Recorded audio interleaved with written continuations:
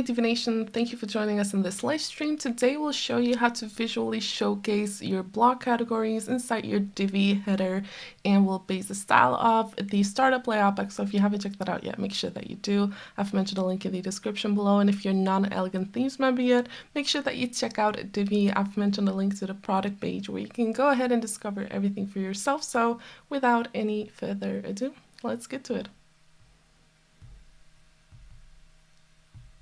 Alright, so let's get started. I want to say hi to everyone on YouTube and on Facebook. If you guys have any questions, make sure that you leave a comment, and I'll be checking on the comments pretty frequently to see if you guys have any questions in the meantime. Now, for now, let's get started with the tutorial, and I'm going to show you guys a preview of this tutorial first. So what we'll do within this live stream tutorial is build this global header at the top, and as soon as you hover the block item, you will get the block categories visually displayed inside your Divi menu. So this is a very like advanced kind of look and feel, and it's all Divi built. So all of these elements are built with Divi's built-in options and modules inside the Divi theme builder. And we have a similar outcome on smaller screen sizes, but here it's approached a little differently. As you can notice over here, we have the main menu items, and then we have a toggle. If we click this, we can see the different categories here as well. So this works great across different screen sizes, and you can customize this using Divi's built-in options. So we'll build the foundation with all of the modules and all of the sections and rows inside Divi itself, and then we'll use some code to place the entire row inside the block module, inside the block menu item over here. So this is an entire row container. We're using a row with 2 columns, and then we'll place modules inside our row. So how are we going to approach this? Let's get started. The first thing we're going to need to do is go to the menu inside the backend of our WordPress website. So inside the backend, go to Appearance and Menus. All right. Let me just go to the website that I have with this menu. So over here to Appearance and Menus, and you'll probably have set up a primary menu already. If you haven't done that yet, you should. And inside your primary menu, you'll probably have a blog menu item where you want to add the different post categories. And you'll have to toggle that option over here, and within the CSS classes option, you'll have to add 2 CSS classes. Now, if this option isn't showing up for you, you'll need to toggle the screen options at the top over here that I'm hovering, and over here you'll need to enable CSS classes. And the 2 CSS classes that we're using are called First Level, which is the first one, and then a space, and then First Level 1. So you'll need to add these to the menu item you want to add the drop down to, if that makes sense. So that's the first part of the tutorial. And in the second part, we're going to start building the custom header, of course, inside the Divi theme builder. So to do that, go to the Divi theme builder inside your website over here.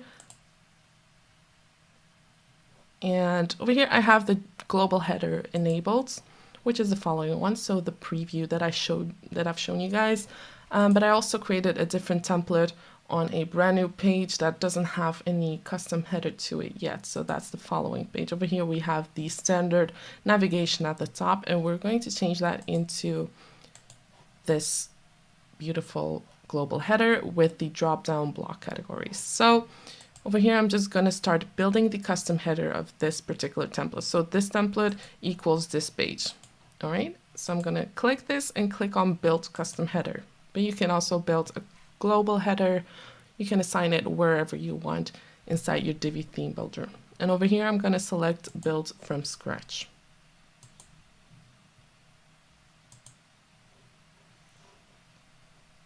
All right, now that I'm inside my template editor, I'll start off by making some changes to the section that's already there. So as soon as you enter a new template, you'll already have a section there, so you can start working with that section. First thing I'm going to do is add a white background color to my section over here. And then I'll move on to the design tab. And in the design tab, I'm going to remove all default top and bottom padding by adding 0 pixels to both options over here. So these are the only changes I need to make to my section, and then I can add a row. So we'll need 2 rows in total throughout this tutorial. The first row will be the one at the top, so the one with the menu module and all of the menu items and the logo and stuff like that. And then we'll use another row, a separate row, to create the drop down for our block menu items. So we'll start off with the first row, and we're going to use 1 column only. So select the first option over here. And before adding modules, we're going to open the row settings, go to the sizing settings over here, and we're going to enable custom gutter width, place that to 1. We'll change the width to 95% and the max width to 100%. And what this will do is it will allow the row to take up the entire width, or almost the entire width, so 95% of the width of the section containers. So this will just help us create a full width menu across all screen sizes. And then we'll go to the spacing settings, and we'll also remove all default top and bottom padding here by adding 0 pixels to both options. And now we can start adding our modules. So the first module we need is a menu module. And over here within the content settings, you'll need to select the menu that you've modified in the first part of this tutorial. So I only have one menu on my website, so it automatically selects that one. But if you have multiple going on, make sure that you select the right one. Then I'm going to upload a logo of my choice.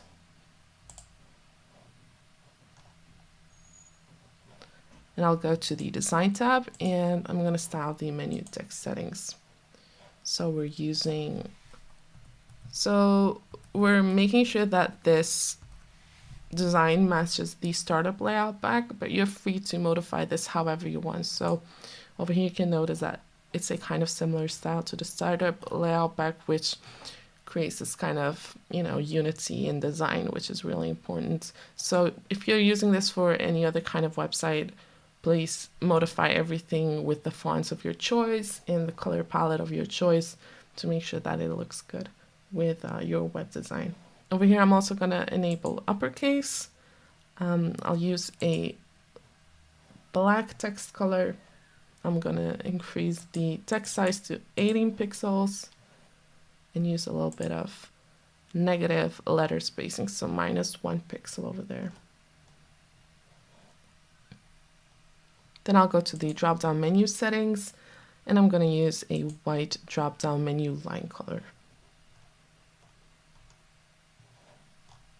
And in the icon settings, I want to match this design on smaller screen sizes as well. And to do that, I'll just use a black hamburger menu icon color.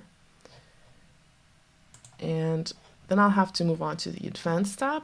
Is also an important part, so this will just help us target this specific menu. So if you're building a header with different menus, adding the CSS class will help us target this specific menu by adding, the CSS class in the module itself and the CSS code that we'll use later on. So the CSS class is called category menu, and let me just go back to the menu text settings over here and place the text alignment to right. And then we have a completed menu module. And the first row is finished for now. So later on, we'll need to add a code module to this row. But for now, we can move on to the next part of this tutorial, which entails creating the dropdown. And as mentioned before, we'll use a separate row for this. So you can add that to the current section on your page. We'll use a row with 2 columns to have this kind of grid going on with 2 columns and 4 modules.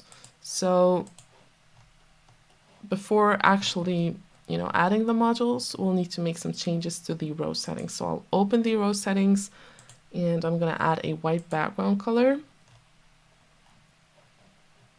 Then I'll move on to the design tab, and over here I'll need to make some changes to the sizing settings of my row, and these are really important. The units that we're using here really matter a lot. So to explain it a little bit, over here the block menu item has a certain width assigned to it, and we'll need to exceed that for our row. So this row is actually a child of this menu item. So we'll need to make sure that it exceeds the width of the actual menu item. And these sizing settings will help with that. So you'll notice that we'll use VW. It's something that works across different screen sizes. It's resizes. So we'll use VW to achieve the design. And also to break out of that container. So you can't use percentage, for instance, because it will take the container of the menu item and base off of that. So we'll either need to use VW or pixels. And in this case, I feel like pixels for desktop is the better choice. So first we'll enable custom gutter width, and we'll place this to 1. We'll also equalize the column heights, and then we'll modify the width. So again, as I've mentioned, we're using VW as our unit to break out of that menu item container width. So 80 VW is the unit that we're using on desktop, and on tablet and phone we're just sticking with the container width that's already there, and we'll just use 100% for both options. It's also, you can definitely notice it's a different approach on desktop and on mobile. So if I click this, you can see that it's just basically part of a already almost full width menu item. So we don't need to tweak over there. So it's only important on desktop where the menu item only has a certain width going on and we want to break out of that. So 100% on tablet and phone. Now the max width is going to be 50 VW on desktop and 100% on tablet and phone again.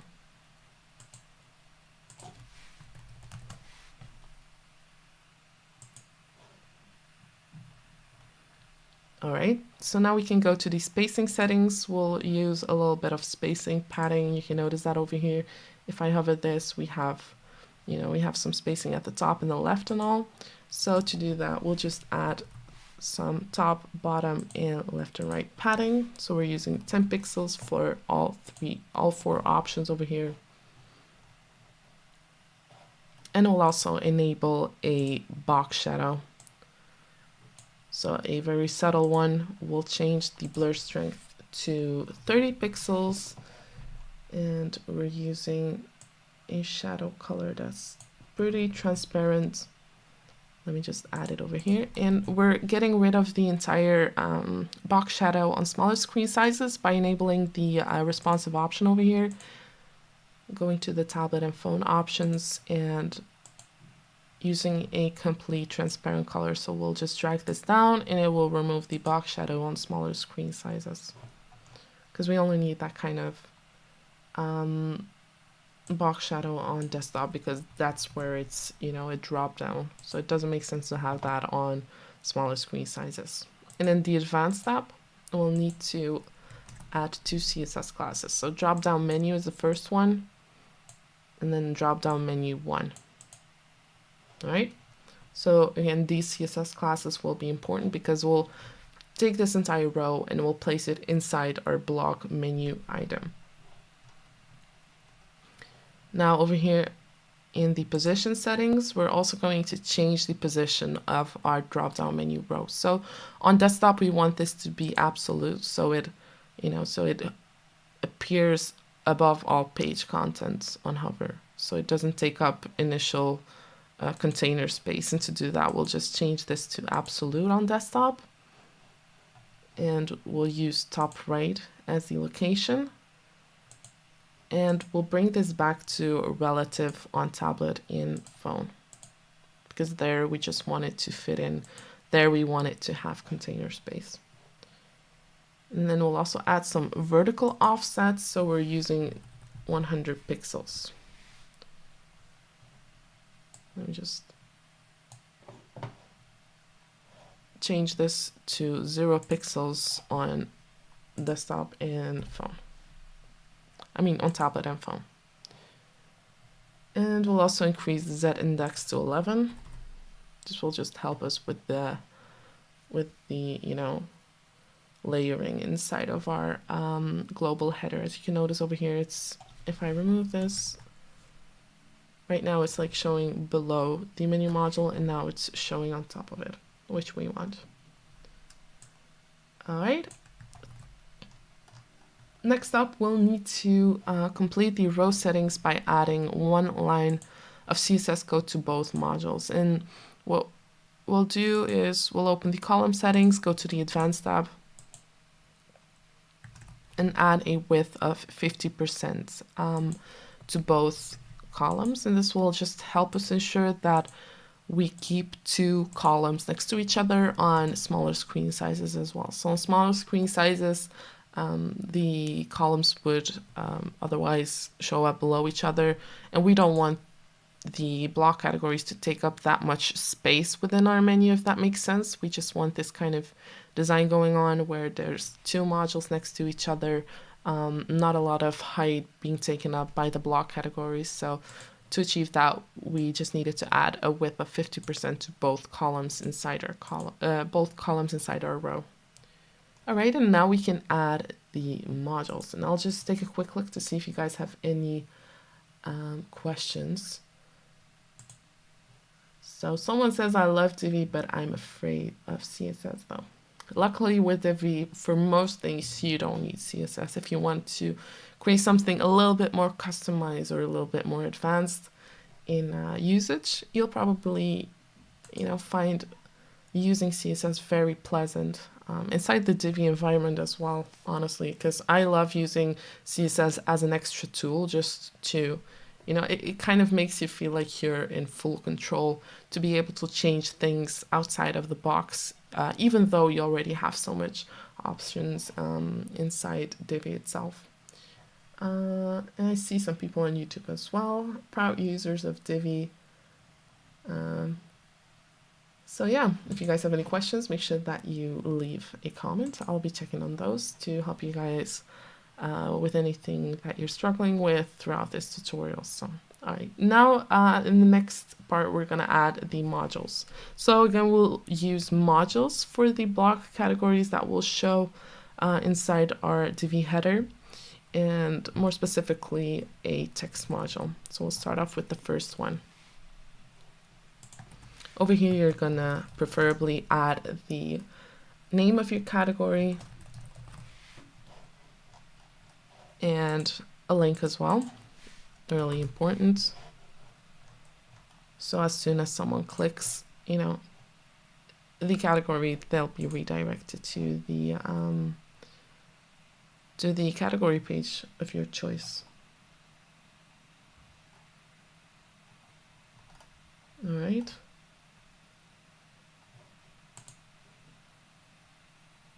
Let me just grab a gradient background, which I'll add next. So I'll just add these over here to the background settings. So this is the gradient background that we're using. So this is the color code. Again, you can find everything in the blog post, step by step written down. So if you're looking for the color codes, you just want to copy and paste stuff, you can go to that blog post and find everything there step by step, or just read it off the screen, whatever you prefer. And this is the second color that we're using. And then we'll use 60% for the start position and for the end position. And we'll also make sure that we place the gradient above the background image. And then we'll upload a background image of our choice. So over here, we're just using a pattern that's part of the startup layout pack, but you can find that in the download folder inside the blog post as well. So I've provided you guys with all of the illustrations too. So the background illustrations that are used within this tutorial, so you can grab it there and combine it with the following background image settings. So we're using the actual size, a center image position, we're repeating it horizontally, and yeah, then we can move on to the next step, which are the text settings over here. Again, we're matching this with the startup layout back, but feel free to style these however you want. Over here, we're going to change. So we're using Roboto Mono as the text font, a bold text font weight, and we're using VW for the text size because of the row sizing that we've applied. So we're using VW throughout this entire tutorial to create this kind of responsive drop down on desktop and have everything function how we envision it. So 1.9 VW, 3 VW on tablet, and 3.5 VW on phone. And then we'll have minus 0.1 VW for the letter spacing. So we're using a little bit of negative letter spacing there. And we'll bring this to 1 EM, so the text line height. Now in the sizing settings, we're going to slightly shrink our module to create this kind of space between the different columns. So we've removed all custom gutter width, and we'll just manually add the custom gutter width of our choice, which is just enough space. And to do that, we'll just decrease the width slightly to 99%. And we'll use a left module alignment over here. Now in the spacing settings, we're going to use some bottom margin, 10 pixels. This equals the top and the left spacing of our row. And we'll also add some padding options. And we'll enable the responsive option on margin first. And we're going to add 1% of right margin on tablet and phone. And then let's go back to the padding options over here. We're using 60% on desktop and 40% on tablet and phone. So slightly less, less tall over here. And we're also using some bottom padding, which is 4%. And left padding, which is 2%. So these are across all different screen sizes. All right. Now in the advanced tab, just to make sure that as soon as you hover the item, this kind of pointer appears, we're going to add one line of CSS code, which says cursor pointer. All right, so now that we have the first one, we can clone this and place it in the second column. And before I move on with the next steps, let's just take a quick look at the questions to see if guys are having any. So how do you change the expanding position of the mobile menu?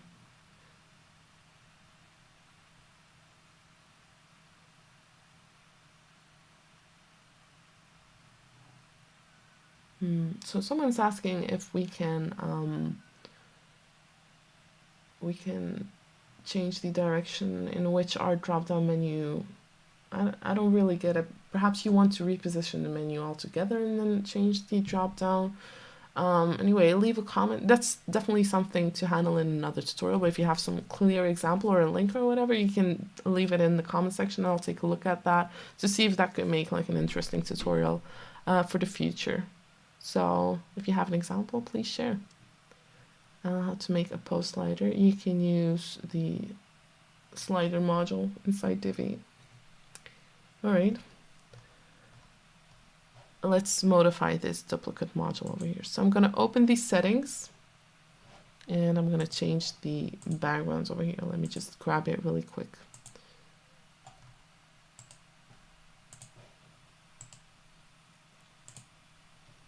So we're using this illustration, which you can find in the download folder, which is available in the blog post. And you can find the link to the blog post in the description below. And these are the settings that we're using with it. So the actual size, center, no repeat. All right. And then in the sizing settings in the design tab, we'll also use right module alignment, and this will just help us create that space in the middle, as you can see over here. So we're using left alignment for the module in the first column and right alignment for the one in the second column, which creates this kind of outcome. So as soon as you've made these two changes, you can copy both of them once or up to as many times as you want, really. But I feel like in this design, 4 is enough. You can always modify the modules, their height and stuff like that, just to fit in more and have the design kind of make sense. And again, you'll need to modify it. Of course, for each one of these, it goes without saying that you'll have to modify the category name and the link as well for each one of the duplicates. And let me just modify the backgrounds for each one of these two.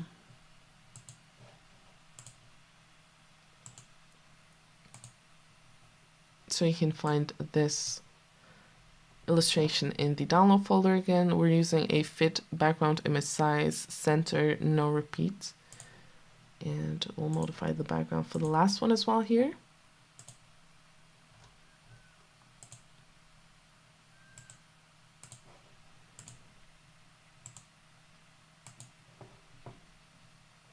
So this is the illustration that we're using. These are all part of the startup layout pack, and we're using a fit background image size. We're using bottom right for the background image position and no repeat over here. And that makes our drop-down menu. Now the only thing left to do for us is place this entire row inside the block menu item.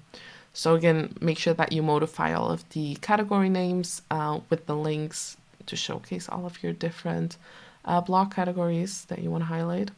So over here, to add the code, we're going to use a code module, but you can also place that within your Divi theme options, which is, you know, frequently done, and you can definitely find steps to that on the blog or on YouTube on our channel.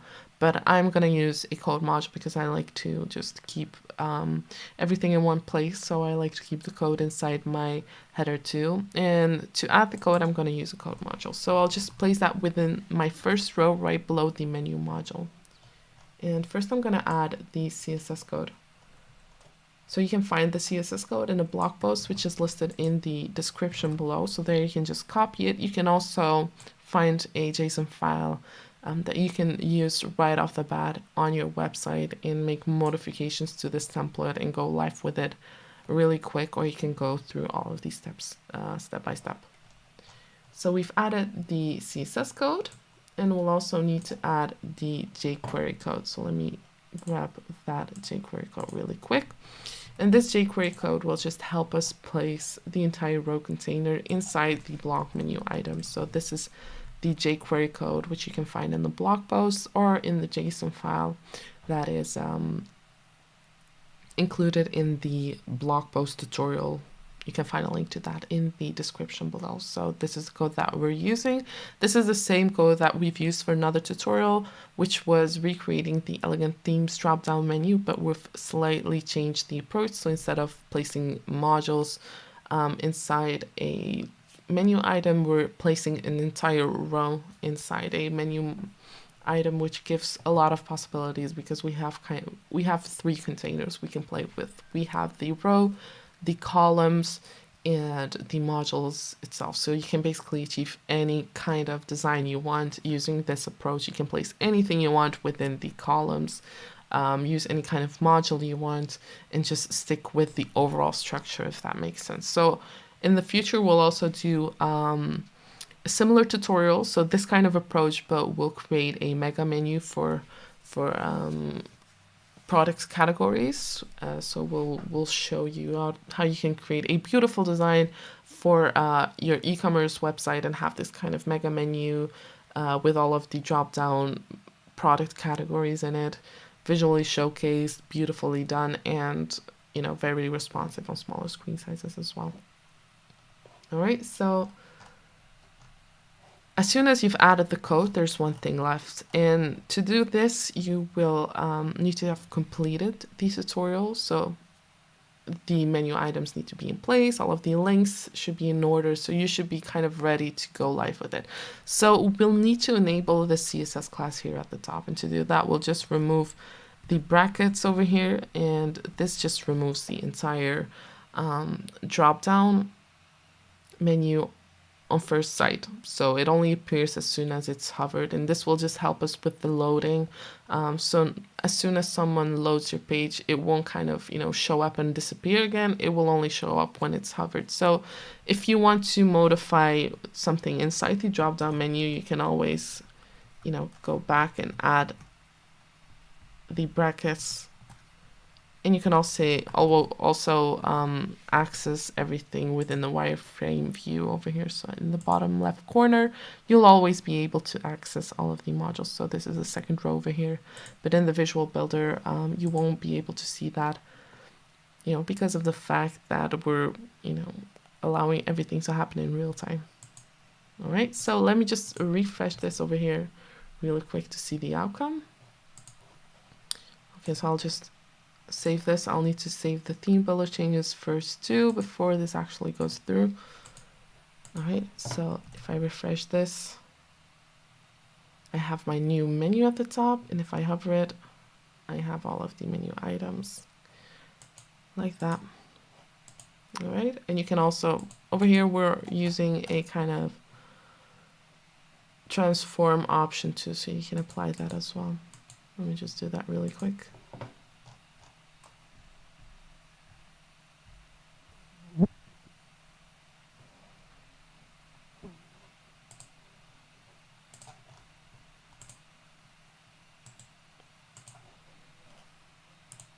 I'm gonna switch over to wireframe view. I won't enable the CSS class. I'll rather just work through the wireframe view over here. And in the transform settings, I'm gonna modify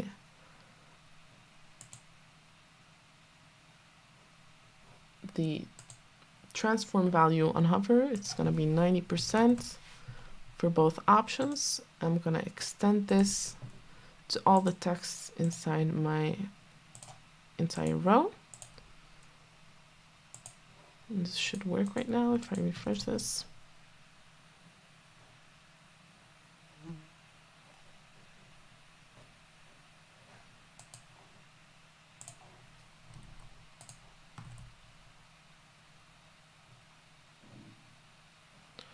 It's not going through for the other one, so I'll need to manually add that to each one of these options over here. So enable hover option and put that to 90% for both. Just do that really quick with the two other ones as well. And the last one over here,